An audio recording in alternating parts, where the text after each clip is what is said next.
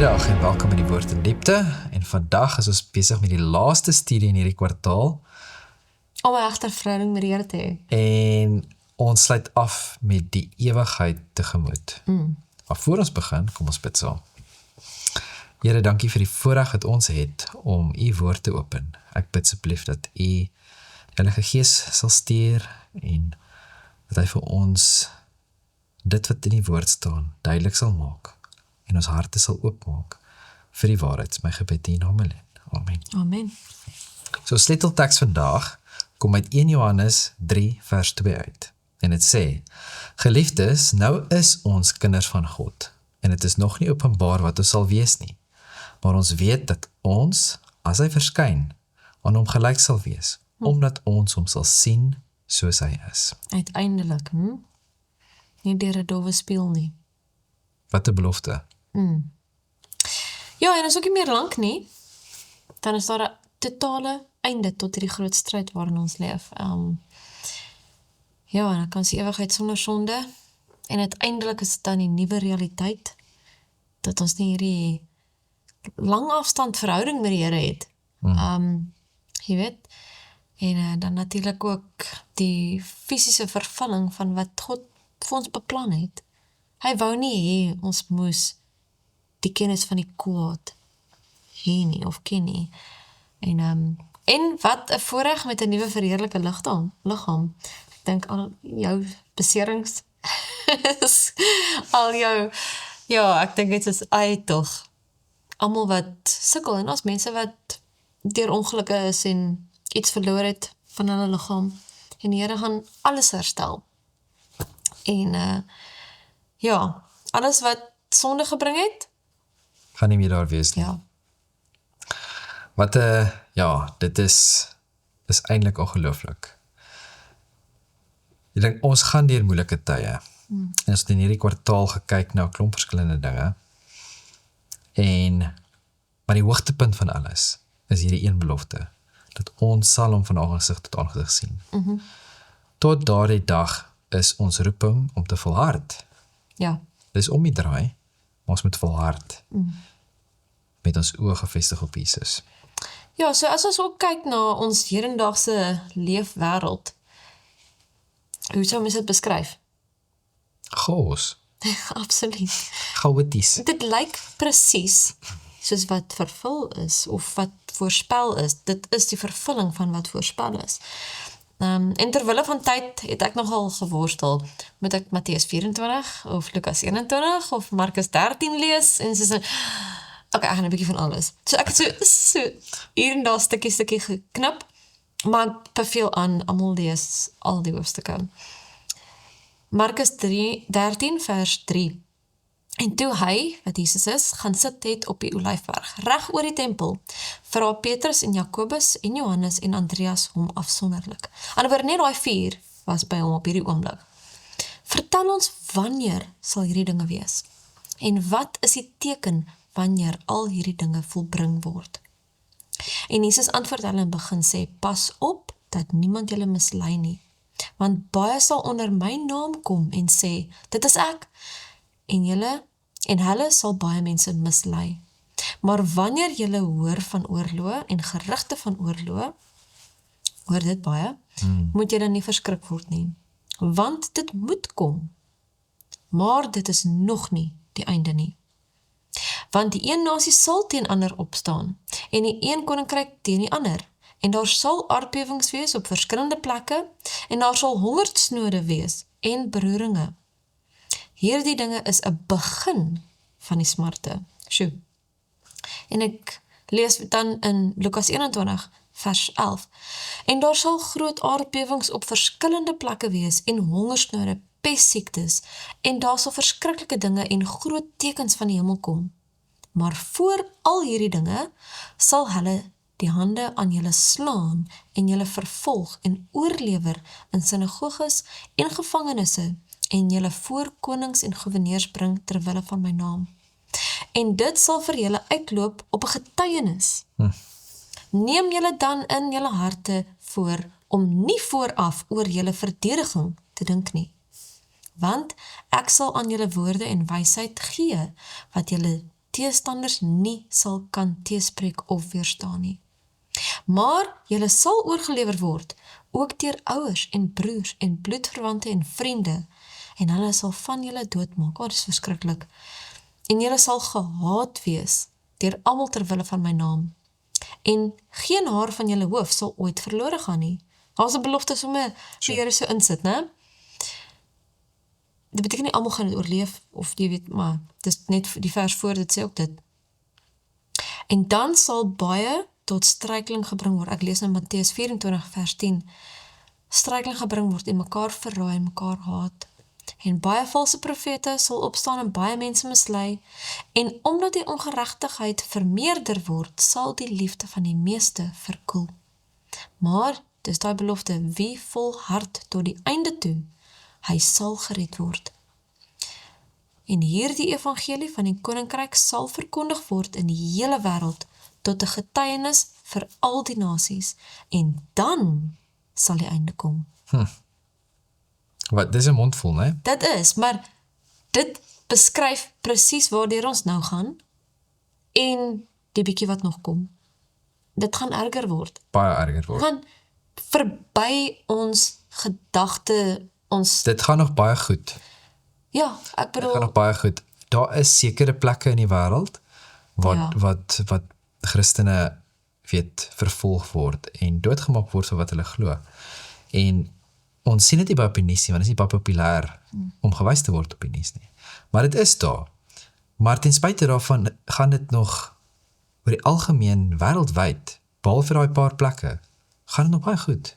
Ja, daar's hongersnode en daar is dinge wat, jy weet, maar daar kom nog baie meer as wat op die oomblik gebeur. ja, lees maar Openbaring daai laaste Ja, hoofstukke. Nee, en ons het selfs nou net maar- hierdie gedeelte wat nou hierso staan. En ek dink net dit is soos jy hier deurgaan, onmiddellik wat my net tref is hoe belangrik dit is dat ons 'n egte verhouding met die Here moet hê. Want dit is wat ons gaan laat staande bly deur al hierdie dinge wat gaan gebeur. Ek vat die woorde eintlik uit my mond, want dis die punt wat ek wil maak, is dat ons verhouding met ons Skepper is die uitvloeipunt van ons getuienis wat ons gaan moet gee. En dit is ook wat die evangelie gaan oordra op die ouend, is daai dit is die uitvloeipunt, né? So waar lê ons prioriteit dan?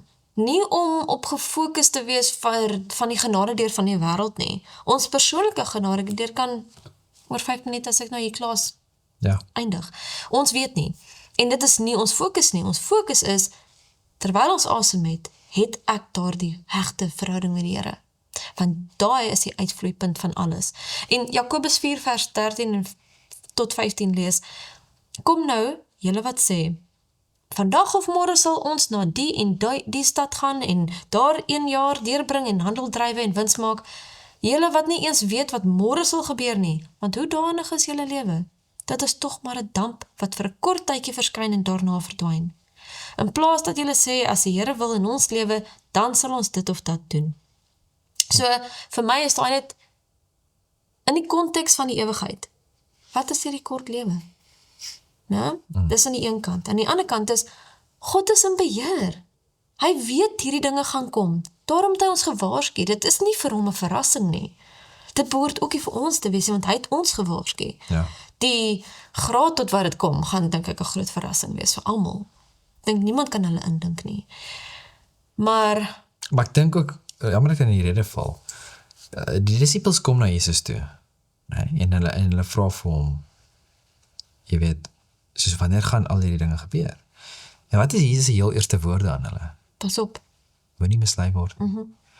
Hoekom sal Jesus dit sê? want daar is misleiding. Dit is een van die kernpunte waarteen ons moet So dit is letterlik waarmee Jesus hierdie gedeelte begin. ja, Is, wees op jou hoede, want misleiding gaan daar wees. En ek dink nie ons besef hoe ernstig dit is nie. Ek dink nie ons besef hoe ernstig misleiding op die oomblik aan die gang is in die wêreld nie. ek dink juis omdat dit fyn is. Die duiwel het al hoeveel duisende jare gehad om dit te beplan. En hy is nie dom nie. Dis een van die hoogste engele gewees. Die Here het nie sy krag of sy verstand van hom verwyder toe hy val nie.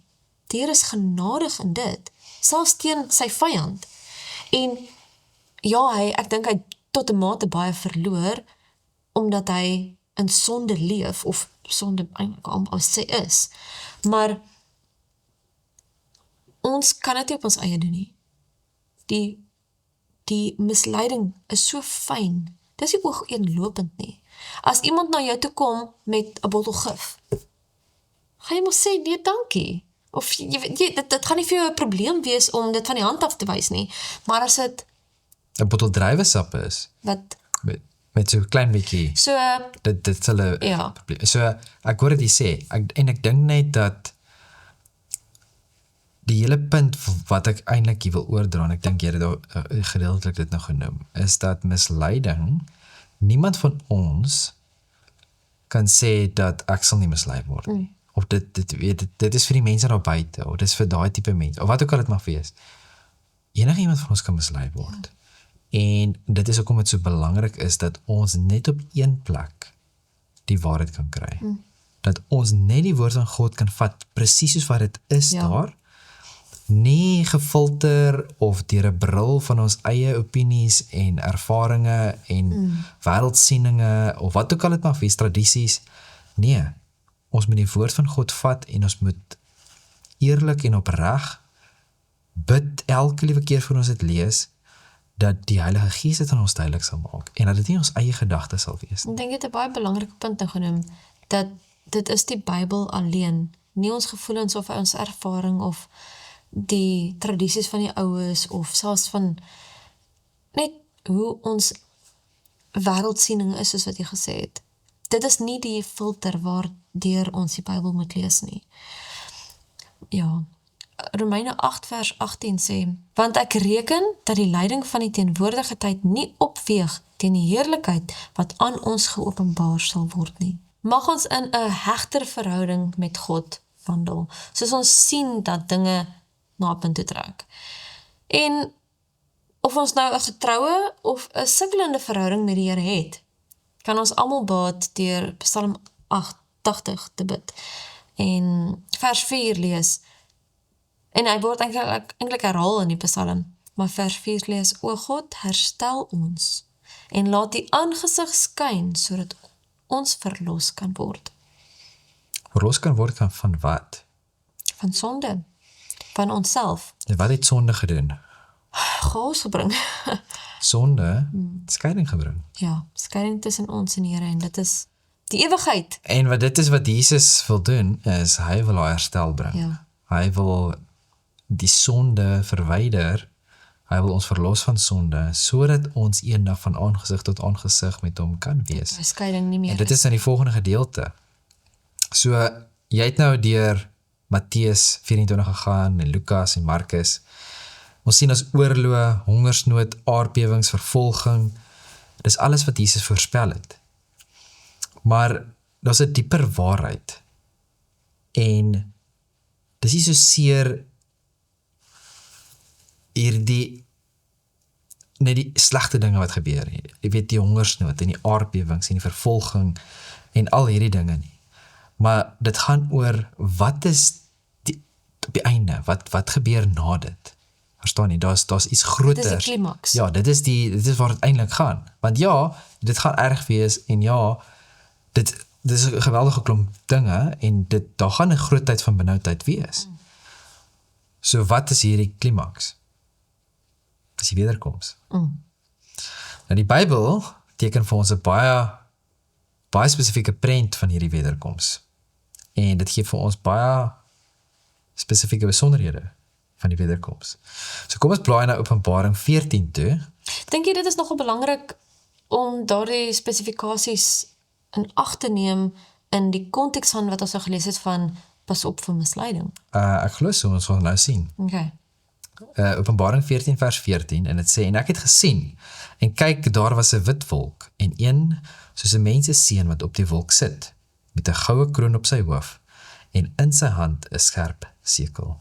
Dan die volgende teksvers, Matteus 25 vers 31, en dit sê, en wanneer die Seun van die mens in sy heerlikheid kom, en al die heilige engele saam met hom, dan sal hy op sy eerlike troon sit. Dan die volgende gedeelte, Openbaring 1 vers 7. Kyk, hy kom met die wolke, en elke oog sal hom sien. Ook hulle wat hom deursteek het. En al die geslagte van die aarde sal oor hom rou bedryf. Ja, amen. Dan 1 Tessalonisense 4 vers 16, een van my gunstelinge. Want die Here self sal van die hemel neerdal, met 'n geroep, met die stem van 'n aartsengel, en met die geklank van die bassein van God. En die wat in Christus gesterf het, sal eerste opstaan. In Johannes 5 vers 28, moenie julle hieroor verwonder nie, want daar kom 'n uur, wanneer almal wat in die grafte is, sy stem sal hoor. So hier's 'n hele klomp die gedeeltes in die woord, wat vir ons wys na die wederkoms. En baie spesifieke besonderhede vir ons gee, is dat wanneer Jesus terugkom, daar's eintlik 'n teksvers wat ek uitgelos het, Handelinge, waar die engele vir hulle sê, net soos jy gesien het toe hy opgaan, net so sal hy weer terugkom. En so ons sien dat hy kom in die wolke, kom hy weer terug. Hy kom met 'n goue kroon op sy hoof, skerp sekel. So hy kom as koning, né? Wat is 'n koning? Koning is iemand wat regeer, Ja. En het, maar ook triomfeer, want hy het gewen. Verstaan? Hy is die een wat gesterf het, maar weer opgestaan het. Ja. Dus hy kom as oorwinnaar, maar ook as heerser, as regeerder. Maar dan kom hy met 'n sekel. Wat doen mens met 'n sekel? die oes, Hy kom vir die oes. En wat is die oes? sy mense vir wie hy gesterf. Ons is die oes. Nee. Hy sit op sy heerlike troon, wat ons sien in Matteus 25. En hy kom, en dan, ons gesien, hy kom op die wolke, en wie gaan hom sien? Wie gaan almal hom sien? Almal, Elkeen. ja. Nie net hier en daar, sekere mense nie. Almal gaan hom sien. En dan 'n baie interessante gedeelte, die wat hom deursteek het, die wat hom Ja. gekruisig het. Sjoe, So daar gaan 'n spesifieke opstanding wees vir die wat hom gekruisig het. Sjoe, En dan sien ons in die volgende gedeelte, daar gaan 'n bassein wees, en almal wat in Christus gesterf het, sal opstaan. En dan sê dit, moenie julle hieroor verwonder nie, want daar kom 'n uur, wanneer almal wat in die grafte is, sy stem sal hoor. belofte. Almal sal hom hoor.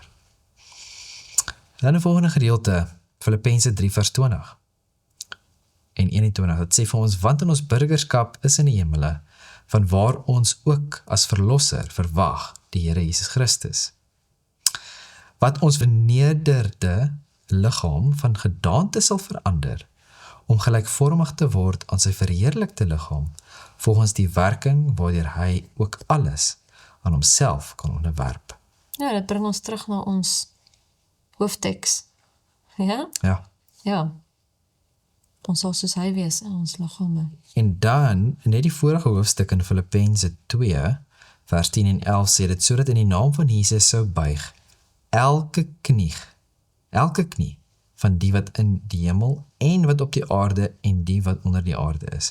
En elke tong sou bely dat Jesus Christus die Here is, tot heerlikheid van God die Vader.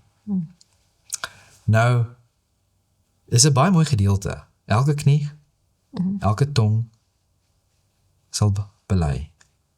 Almal sal erken dat Jesus Christus die Here is. Hoekom dink jy dit is hier dat hierdie punt so belangrik is? Want op die oomblik is dit nie so nie. Soos daar is net 'n totale eintlik aanslag op Christus as Here, en hierso sal dit op die einde van sonde sal selfs die duiwel sê, U is God. Niemand anders kan wees nie. So, hoekom hierdie vir my so belangrik is, en jy het dit nou ook genoem, as ons nou kyk in die wêreld nou, wat is die grootste misleiding wat daar bestaan op die oomblik? Dis God se karakter. Dis wie God is. En dit lyk, dit is baie erg, want ek sien dit oral in die wêreld daar buite, ek sien dit in kerke, ek sien dit oral waar die prentjie wat mense het van God en wie God is en die karakter van God is verwronge. Maar as ons deur die Bybel gaan, dan sien ons dis reg deur die geskiedenis, was dit nog altyd die misleiding. En van waar kom het? Ons sien het Lucifer. Dis waar dit alles begin het. Hy het selfs met die engele eintlik Met die engele, ons sien, met Eva. Hy praat met Eva en hy sê, God wil hê, ja. Hy het God vir julle gesê, is so en so. Dit is eintlik wil God van julle dinge, Iets weerhou. ja. Daar's dan die twyfel wat hy saai oor God se karakter. So, dis van die begin af, is hier die misleiding oor wie God is. Maar hier kom alles tot op 'n punt waar elkeen sal bely, elke knie sal buig, en elkeen sal bely en sal sien wie God werklik is. En daai elke knie sal buig is soos in, dis 'n totale erkenning van soos in, hoe kan ek dit stel? Soos in, ek dink Lucifer op die ouend sal sê, ek is verkeerd gewees. En dis die omdraaipunt is al lankal verby, maar te erken, ek was verkeerd op die ouend, sal daar wees. Dan wil ek het vers 16 gelees van Interlisense 4, ek wil nou vers 17 lees wat sê, nadat ons gesien het, jy weet Jesus wat kom, daarna sal ons, wat in die lewe oorbly, saam met hulle in wolke, dis nou hulle wat opgewek is, weggevoer word die Here tegemoet in die lug, en so sal ons altyd by die Here wees. So, dis baie interessant, die besonderhede wat vir ons gegee word, dit sê, ons wat lewe, en die wat gesterwe het, En opgestaan het. nee, wat opgewek is, wanneer Jesus kom, nou waar laat dit jou dink? Dit laat jou dink aan Lazarus, wat dood gegaan het, toe Jesus daar kom, en sy susters is soos baie hartseer, en Jesus praat, was dit met Martha, dink ek gewees, nee? Eerste Martha. En hy sê, hy praat met haar, en sy sê, ja nee, sy weet, want hy sê, sy weet, hy gaan opgewek word, met die wederkoms gaan opgewek, en so, hulle het al geweet, het hulle die informasie gehad, dat wanneer die wederkoms gaan wees, dan gaan die wat gesterf het weer opstaan. So ons het daar die informasie. Maar dan ook 'n baie belangrike punt is dat tegemoet die Here in die lig. Waar gaan ons hom sien? Gaan Jesus op die aarde rondloop wanneer hy kom? Nee, Met die wederkoms? Nee. So ons sien ook klein details wat eintlik baie spesifieke besonderhede wat baie belangrik is, want dit gaan nou weer heeltemal terug in Matteus, waar Jesus vir ons waarskuwings gee. Hy sê, pas op, daar gaan vir julle sê, Jesus sê daar. Jesus is die Here, Jesus is die Here, maar dit is nie hy nie. Ja, Matteus sê dit nogal meer spesifiek. So daai is baie belangrike punte, want daar gaan hierdie misleidings wees. Daar gaan misleidings wees om te sê, hoe Jesus het hierso verskyn aan mense, en Jesus gaan miskien hierso wees, maar ons weet vir 'n feit dat dit gaan nie Jesus wees nie, want Jesus self sê, dat as hy terugkom, dan gaan hy in die lig wees. Ons gaan hom tegemoet in die lig. En so is ons altyd by die Here wees. Eigenlijk nogal ongelooflik, dat as ons kyk na die Bybel, die Ou Testament nou spesifiek,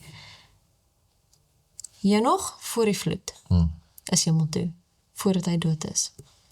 Elia, eintlik eers Moses, né?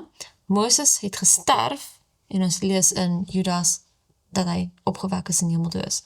En dan Elia, wat nie gesterf het nie, en op hemel toe gegaan het. En hier is nou in die Nuwe Testament, dit is nou voor die tweede koms, of voor die eerste koms eerder, en nou met die tweede koms, gaan daar mense wees wat lewend is, wat nie die dood gesien het nie, en nog gaan mense wees wat opgewek was soos Moses. En wie het vir Jesus op die berg ontmoet? Elia en Moses, die twee wat na die vloed, al twee daardie ervaring, wil ek amper sê, gehad het. So dat is my net, hierdie klein goedjies is so, wow, die Bybel is net so amazing. Sure. Ja. En as ons nou kyk, hoe verteenwoordig God, of hoe beskryf God vir wie hy kom, as 'n bruid. Jy weet, en laat ons hier gou Openbaring 21 lees, vanaf vers 9. En een van die 7 engele wat die 7 skale gehad het, vol van die 7 laaste pla. Onthou, ons is by die eindtyd, het na my gekom en met my gespreek en gesê, kom hierheen, ek sal jou die bruid toon, die vrou van die lam.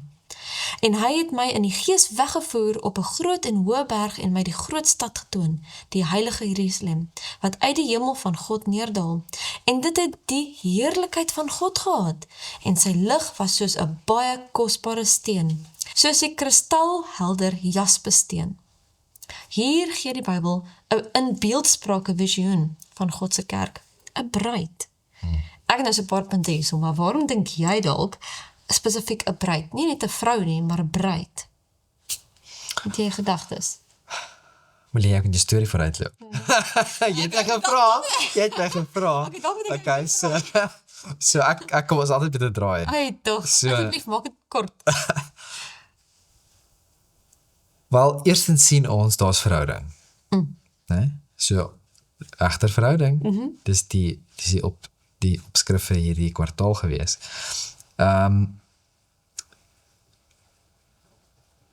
Jesus kom, ons sien Johannes, dat hy is die skepper. Hy skep die hemel en aarde. En hy skep die mens. Wanneer die mens geskep word, nee, is dit dis amper asof, ons het nie al die details nie, maar die Bybel is baie duidelik wanneer dit sê, laat ons. Nee, so dis nie net, dit is asof die hele godheid kom om die mens te skep. Nee?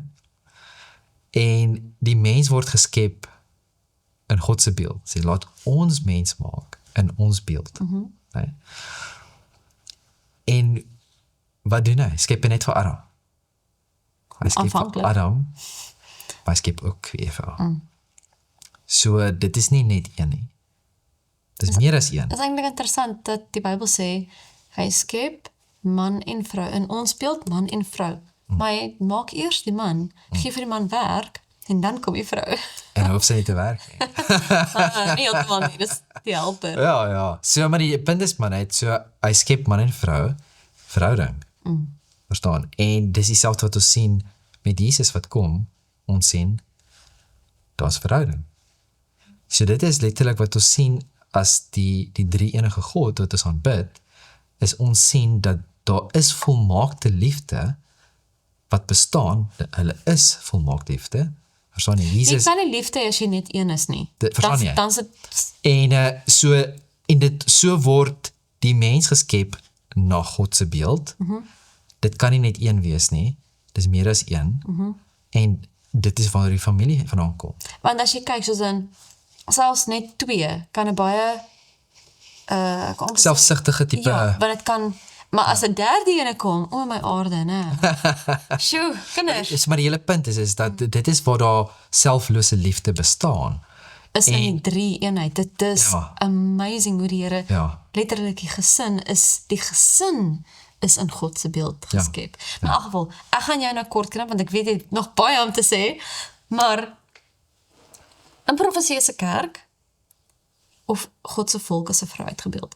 En nou nie in alle kulture of selfs deur al die eeue is die trourok wit gewees nie, maar in Openbaring 19 vers 8 sê, veral nou spesifiek in die Engels, sê dit spesifiek wit, ek gaan in die Engels lees, and to her was granted that she should be arrayed in fine linen, clean and white, for the fine linen is the righteousness of saints.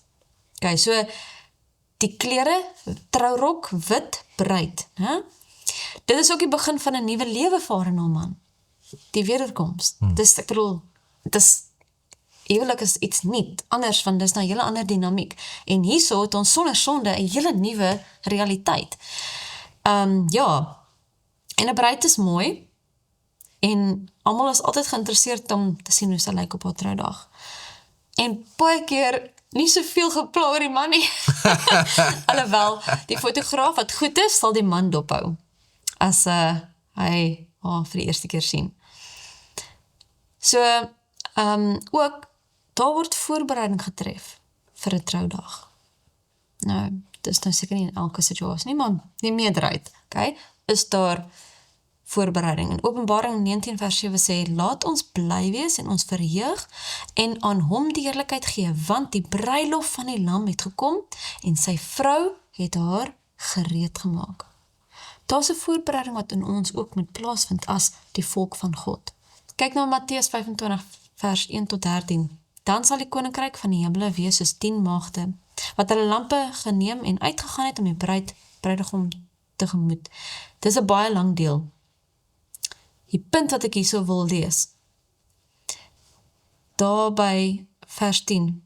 En onderwyl hulle gaan gekoop het, want dit was mos daai olie wat te min was by die 5 maagde. Die ander 5 maagde het genoeg gehad, extra gehad. Wie het geslaap? Almal. Almal het geslaap, maar toe hulle wakker word, is hulle voorbereid. En die ander nie, en hulle het gaan koop, en toe hulle terugkom, toe is dit te laat. Oor die algemeen trek ons nie sommer net jeans en takkies, né? Vir 'n troue nie. Jy trek jou fancy klere aan, né? Oor die algemeen, ek sê mos soos deesdae is daar mense, maar daar's 'n spesiale kleed. Matteus 22 vertel nou nog 'n verhaal. Toe raai was nou 25. 22 vertel van hoe daar genooides van 'n koning se seun se troue na die bruilof nie waardig was om te kom nie. En toe was daar slegtes sowel as goeies van die straat af somme ingenooi. Maar die koning het vir hulle klere voorsien. En die wat nie daardie bruilofskleed aangehad het nie, was uitgegooi in donkerte. So, daar is voorbereiding wat gedoen moet word, en daar's 'n spesiale kleed, wat eintlik al dieselfde konsep is as jy die twee merge. Want Openbaring 19 vers 8 sê dat dit ons klere draag, in hierdie konteks, het te doen met ons dade, het te doen met ons geregtigheid. En ons het nie van ons eie nie, dis Christus se geregtigheid wat hy vir ons gee. Dis ook om die kleed wat vir ons gegee word, skus. Ja, dis vir my ook baie belangrik dat ons kyk na die olie. Want hierso het hulle, almal het van hulle olie gehad. Ja. Maar net 5 het genoeg olie gehad. En ons weet, ons gaan nou nie hele studie doen nie oor nie, want ons het nie die tyd daarvoor nie, die tyd hardloop uit.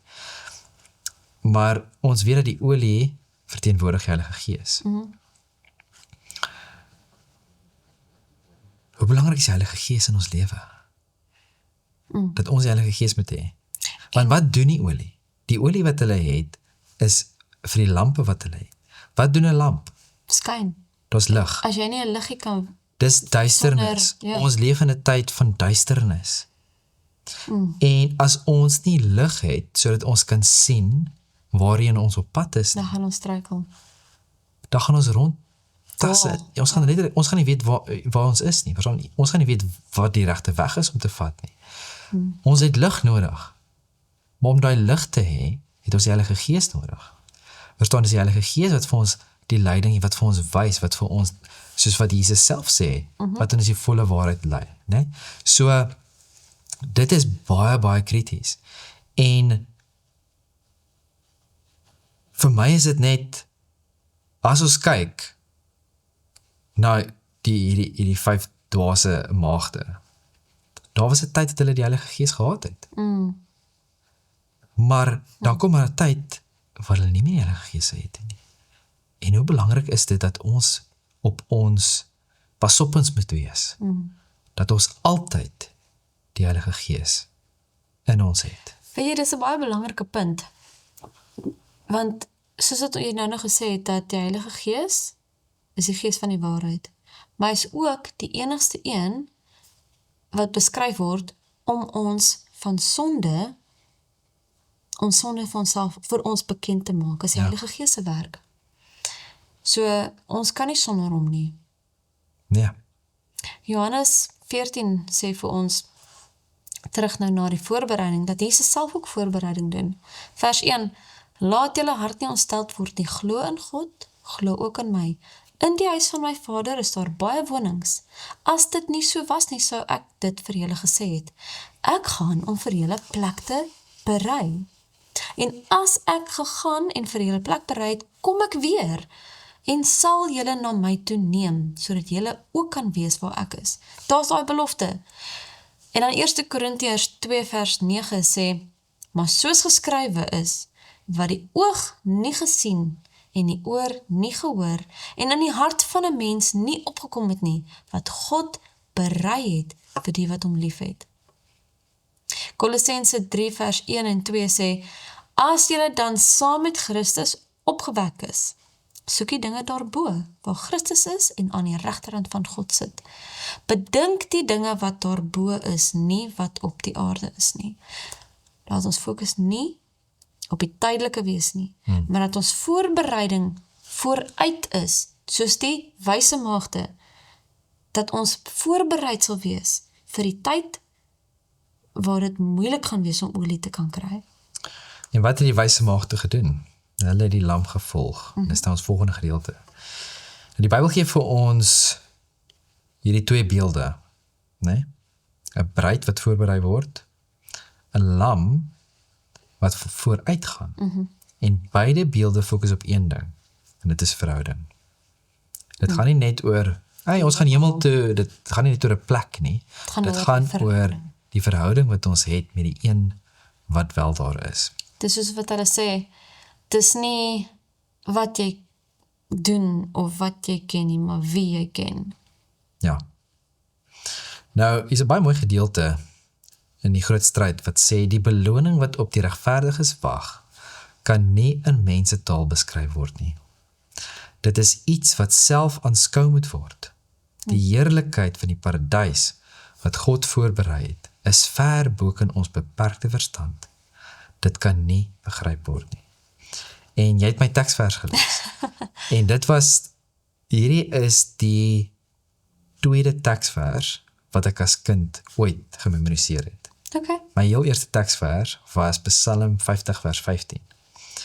En ek kan hom nog onthou. As ek het reg het, is dit roep my aan in die tyd van benoudheid. En ek kan nie verder onthou nie. Ek sal jou nie eens gaan check nie. Maar ek was soos 5 jaar oud te fiets. Sjoe. En hier is die tweede een.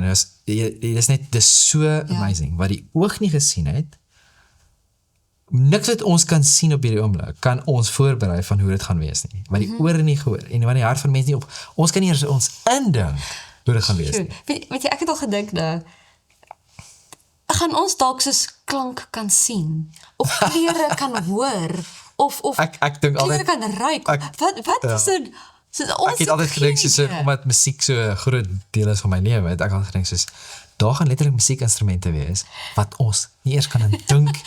Verstaan jy, ons kan nie eers onsself, maar vir my is dit, as jy 'n klavier vat, nee, soos almal weet van 'n klavier, almal weet klavier bestaan, ons almal het al klavier gesien, maar 'n klavier is eintlik 'n ongelooflike instrument. Jy weet, dit is baie kompleks.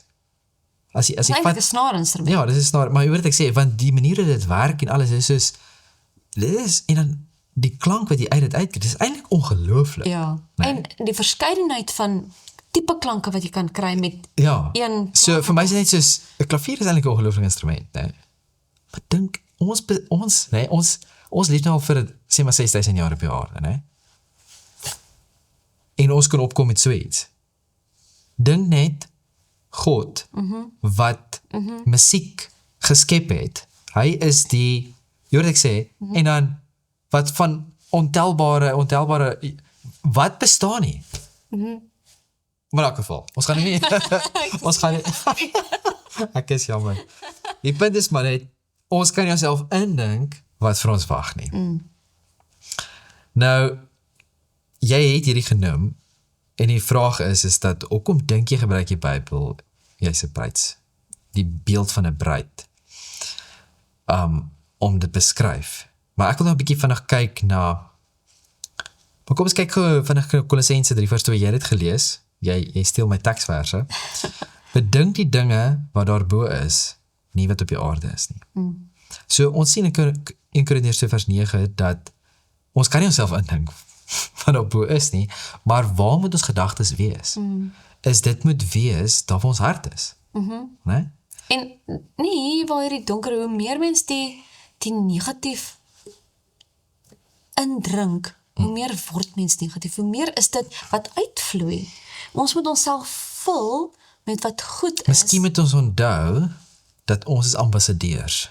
En dat ons nie so gewoond raak in die land waar ons bly, en so deel word van die land, dat ons nie meer die fokuspunt het van, hey, ek is eintlik ambassadeur vir 'n ander land. En dat ons hart is eintlik daar en nie hier nie. En ek dink, deel van die punt wat ek wil maak, en ek dink jy het dit genoem heel in die begin, toe ons nou begin het vandag, is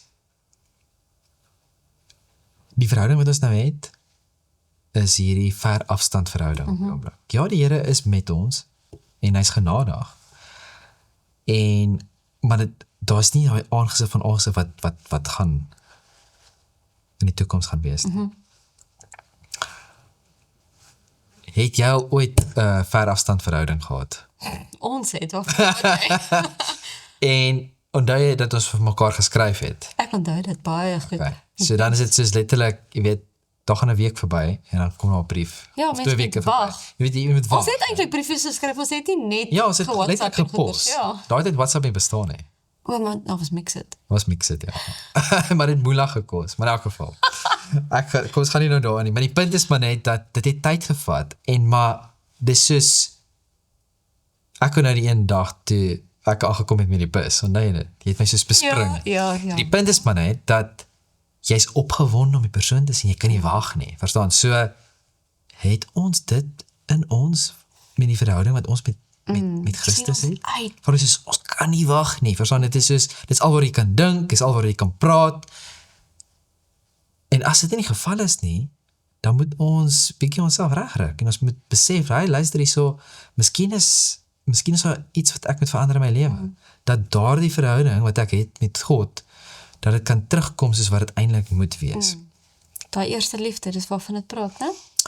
Hier is 3 teksverse wat ek graag nou wil deel, en die eerste een kom uit Jesaja 25 vers 8, en het sê, hy sal die dood vir ewig vernietig. Dis mooi. En die Here sal die trane van alle aangesigte afvee. Wat 'n belofte is dit nie? En hy sal die smaad van sy volk van die hele aarde af wegneem. Want die Here het dit gespreek. Jy weet, die Ou Testament is sulke juwele. Partykeer mis ons dit, ons soek vir hierdie tipe goeders in die Nuwe Testament, maar dis ook in die Ou Testament. Daai beloftes was vir die volk van Israel ook gegee. Nou, jy het my nou dat dink, ons was by begrafnis hierdie week gewees, en by die begrafnis het ons vriendin 'n paar woorde gespreek, is haar ma wat oorlede is, en sy het spesifiek gepraat oor die dood. Hy het gesê dat die dood is nie normaal nie. Niemand is soos, die dood is 'n goeie ding nie. Niemand dink dat, dood is lekker nie. Dit is nie normaal nie. Dit gaan teen die natuur. Dit gaan teen, dit is nie normaal nie. Net so sonde nie normaal nie. Dit wat ingekom het deur die vyand, is nie normaal nie. Dit is nie wat moes gewees het nie. Dit was nooit God se plan nie. Hierdie is God se plan. Hy sal die dood vir ewig vernietig. Die dood sal nooit meer wees nie. Wat 'n belofte is dit nie? En daar's 'n ander vers in die Ou Testament wat sê sonde sal nie 'n tweede keer kom nie. Dan die volgende teks, Openbaring 7 vers 17, want die lam wat in die middel van die troon is, sal hulle laat wy en hulle na lewende waterfonteine lei. En God sal alle trane van hulle oë afvee. Amen. Openbaring 21 vers 4. En God sal al die trane van hulle oë afvee. En daar sal geen dood meer wees nie. Ook droefheid en geween en moeite sal daar nie meer wees nie, want die eerste dinge het verbygegaan. Die belofte wat God vir ons gee, God sal die trane van alle aangesigte afvee. Weet jy hoe persoonlik is dit? Dit is nie net van Jesus vir jou tissues nie, dit is, as jy jou dogtertjie sien, letterlik huil oor iets, hartseer of seer gekry of wat ook al, daai aanraking om die traan af te vee, wat hulle self te verstrooid is op daai oomblik om dit self af te vee. Ja. Dis baie intiem. Die Here is by ons wanneer ons dit doen, né? Daai laaste afskeid en afsluiting. En hy laat toe. Ja, Hy laat toe dat daar die laaste keer gehelp word. ja. Want dit Daar- is hartseer. Daar gaan Closure, as die woord. Daar gaan trane wees, want daar gaan dinge wees, byvoorbeeld, daar gaan miskien mense wees wat naby ons is, wat nie daar gaan wees nie. Wat het ook al mag wees, die trane wat gestort gaan word. Maar dan gaan God dit afvee, en hy gaan dit wegvat. En daar gaan nie meer daai seer wees nie. Geen dood, geen hartseer, die geween en pyn sal daar nie meer wees nie. Jy sal bly wees vir hulle. Die lam sal ons na die waterfonteine van die lewe lei. Nou hierdie is nie net, Ek het by ekskuus aan die vrou, die Samaritaanse vrou, ja, die lewende water. Né? nou hierdie belofte is, wat ons nou hier gesien het, dit is nie die krake en abstrakte vertroosting van God nie. Dit is baie spesifiek. En 'n spesifieke antwoorde op elke persoon se baie spesifieke lyding wat daardie persoon deurgegaan het, en die gevoel wat hulle het. Dis individueel wat die Here, ja, daai intimiteit. Elke traan wat ooit geween is, elke verlies, soos dit wat ons gekyk het 2 weke terug, wat ons bespreek het, oor die terugslag, en al die dinge wat ons al ooit deurgegaan het, alles gaan tot op 'n punt kom. Daar gaan 'n einde kom. En dit gaan die laaste einde wees. En dan is dit die begin en dan is die ewigheid. Ha? Openbaring 5 vers 12. En met 'n groot stem het hulle gesê, die lam wat geslag is waardig om te ontvang die krag en rykdom en wysheid en sterkte en eer en heerlikheid en lof. Johannes die Doper het Jesus eerste as die lam van God bekend gestel. Ons sien dit in Johannes 1 vers 35 tot 37. Die disippels het hom gevolg. In Openbaring 14 vers 4 sê die verlostes, volg die lam waar hy ook al gaan. Nou, ons sien hier die patroon wat hier is. En dit begin nie in die hemel nie, dit begin hier op aarde. Dit begin nou. Begin vandag, moet ek 'n keuse maak om die lam van God te volg, want hy is waardig. Hy is die een wat sy lewe vir my gegee het. En dan sien ons ook in Openbaring 22 vers 4, dat sy naam op ons voorhoofde moet wees. So, Nou wat is die betekenis van dit? dat ons gedagtes volgens hom gerig is, volgens sy karakter. Ons sien dat daar gaan 'n sealing wees, O ja, daai. dat ons sal verseël word. Maar dit moet nou al begin, Dis in daai ons lewe. voorbereiding waarvan Ja, ons gepraat het. dit moet nou al deel van my lewe wees, dat, net soos wat ons vroeër gelees het, Kolossense, dat my gedagtes moet Hemelswaarts. hemelswaarts wees. Dit is waar my gedagtes moet wees, dit is waar my fokus moet, dit is waar ons moet dink. En baie keer as ons nou kyk in vandag se lewe, en ek weet ons het dit al baie genoem, maar dit is 'n gejaag. En ons is heeltyd besig. En dit voel asof dit 'n oneindige, dat daar geen einde kom van hoe die besigheid, ja, dit is net, Daar's nooit 'n heeltyd- punt waar dit eintlik stiller gaan word, dit word net erger. en dis nie noodwendig verkeerd om besig te wees nie. Maar is ons miskien so besig dat ons gedagtes nie kan wees waar dit eintlik moet wees nie. Dat ons onsself so besig hou, al is dit met werk en miskien selfs met goeie dinge, wat ook al mag wees, dat ons nie ons daggedagtes kan rig waar dit moet wees nie. Maar nee, ons wil werklik vir die Here 'n persoonlike uitnodiging gee om te kom. Kom, Here Jesus. Matteus 11 vers 28 vers 30 sê hy vir ons daardie uitnodiging. Kom na my toe, almal wat vermoeid en belas is, en ek sal julle rus gee.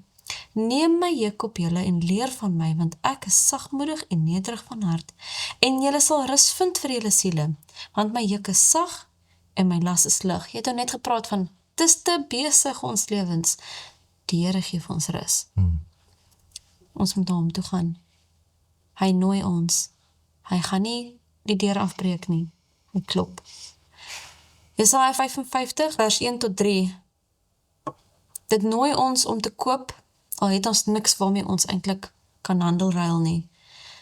O almal wat dors het, kom na die waters. En wie geen geld het nie, kom, koop en eet. Ja, kom, koop sonder geld en sonder prys, wyn en melk. Jy weet, die wyn is op wonde gegooi om te genees. En die melk is die mees geconcentreerde voeding wat jy kan kry. Het jy al gesien 'n groeie baba? Ne? Laat dit julle nie ook aan Openbaring 3 vers 18 dink nie.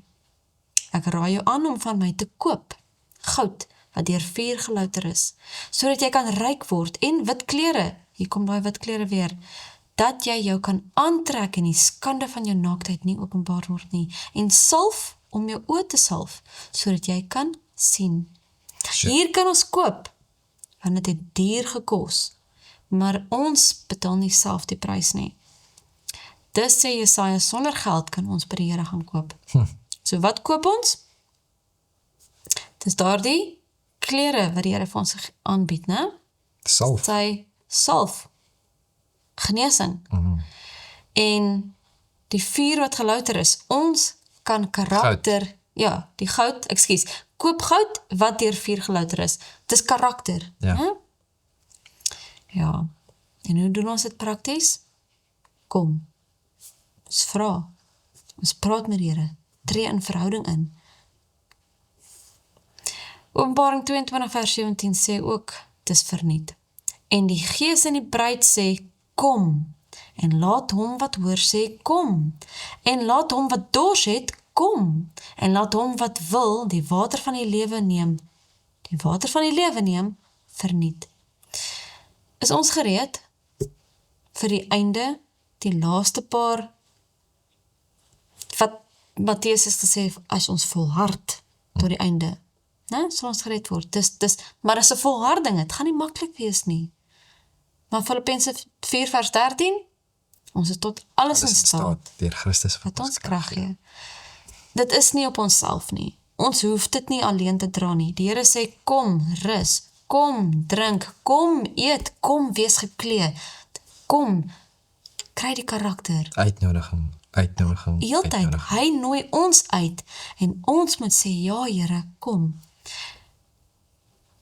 Openbaring 22, vers 20. Hy wat dit getuig sê, ja, ek kom gou, sê Jesus, né? Amen. Ja, kom Here Jesus. Ons moet dit in ons harte hê, dat ons hom nooi. So wat is gou? Jy kan nie wag nie. Ek hou van die bewoording, né? So gou as wat ons laaste asem uitblaas. Van die volgende gewaarwording is dat ons by die wederkoms van Christus uit die dood ontwaak. En die lewe gaan so gou verby. Die helfte van hierdie jaar is al verby. Ek het as kind vir die heel eerste keer die besef van die toestand van die dood, né, verstaan, toe my oupa oorlede is en ek soos, jy weet, hy gaan Jesus sien kom, dieselfde tyd as ek. En dit was maar die heel eerste keer die besef van, jy weet, hy slaap. En dit is hoe vinnig dit gaan wees.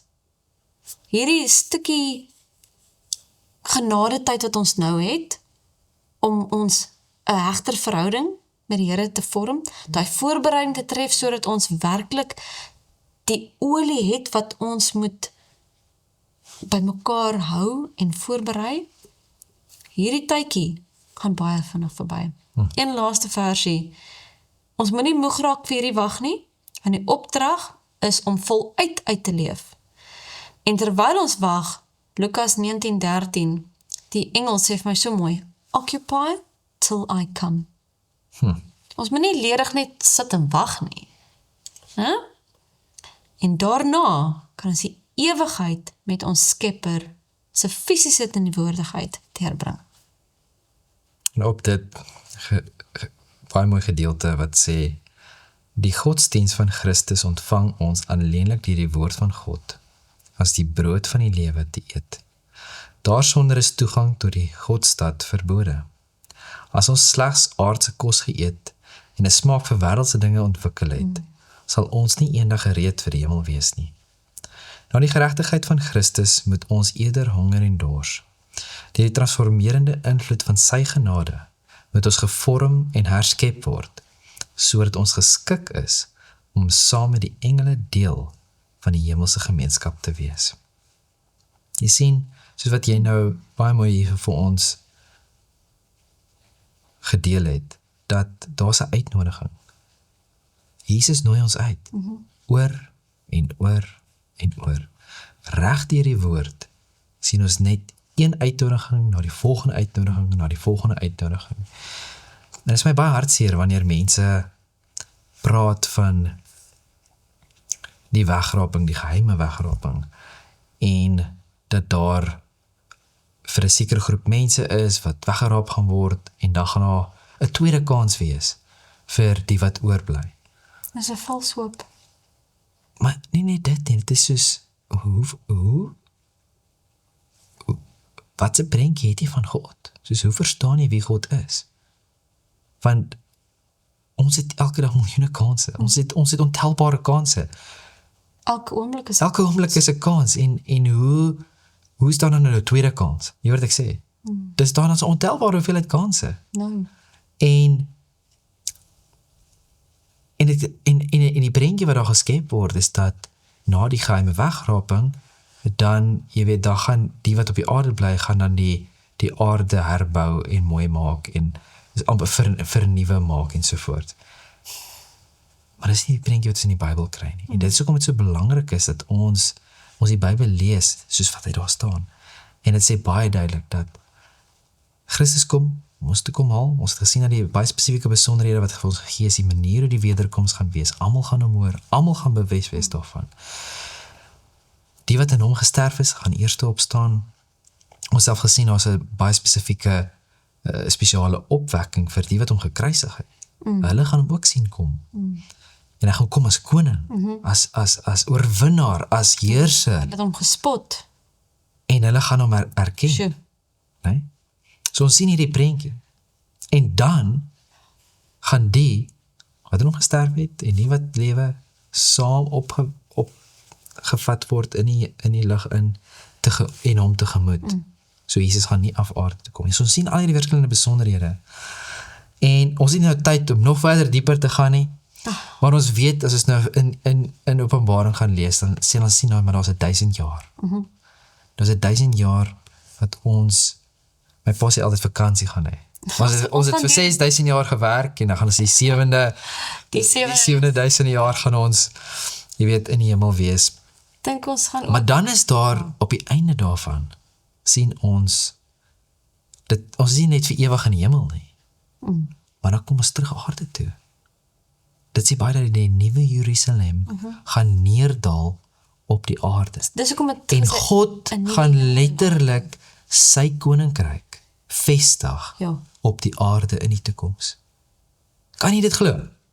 En dan gaan hy, nie ons as mens nie, maar God gaan die hele aarde herskep. Ons gaan die skepping sien. En ons gaan dit kan sien. Wow. Nie eens alle letter te sien nie. Ja, ons gaan letterlik sien hoe God die nuwe aarde gaan skep. Wow. So dis nie ons as mense wat gaan rondloop met ons grawe en gaan mooi maak en nee, herstel nie, ja. God gaan die herstelwerk doen en ons gaan dit kan ervaar, ons gaan dit kan sien. Hoe ongelooflik is dit nie? Sjoe. Jy sien, die punt is eenvoudig, maar is ook diep. Die voorbereiding vir die hemel gebeur nie op die dag wanneer Jesus kom nie. Het gebeur nou. Elke liewe dag, deur die woord, die brood van die lewe, die hongerte wat ons daarvoor het. Die hongerte wat ons vir Christus het, want is sy geregtigheid wat ons moet honger en nie die dinge van die wêreld nie. Ons het deur hierdie kwartaal gekyk na 'n hele klomp verskillende punte. Ons het gekyk na gebed. Ons het gekyk na geloof. Ons het gekyk na die wet. Ons het gekyk wat is sonde. Ons het gekyk na die evangelie. Ons het gekyk na berou en vergifnis. Ons het gekyk na terugslag. Ons het selfs gekyk na die getuienis. En ons As ek kyk na al die verskillende punte en alles is instrumente om een ding te bewerkstellig. En dit is om hierdie hegte, lewende verhouding met God te kan hê. So kom ons onthou hierdie. Kom ons maak dit deel van ons lewe. Kom ons maak dit prakties elke liewe dag van ons lewe. Want dit is wat saak maak. Dit is wat vir ons ware hoop gaan gee. Dit is wat ons lewe ware vervulling gaan gee. Ek wil afsluit met Openbaring 22 vers 20. Jy het dit gelees, maar kom ons lees dit weer. Dit sê, hy wat dit getuig, sê ja, ek kom gou. Amen.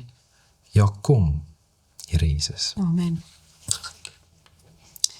Hemelse Vader, wat 'n voorreg om u woord te bestudeer en te sien dat u gou gaan kom. Here, ons sien hierdie wonderlike beloftes van 'n nuwe hemel, nuwe aarde. Ons sien hoe u ons voorberei, ons waarsku. En Here, hoe u vir ons uitnooi om te kom. Here, werk in ons, help ons om die werk klaar te maak op aarde, Here, want ons wil huis toe gaan.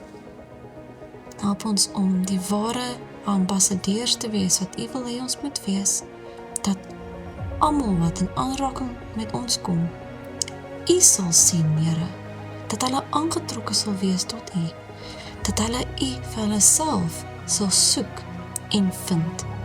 Hemelse Vader, en ons sê net dankie vir hierdie uitnodiging. Kom, Here,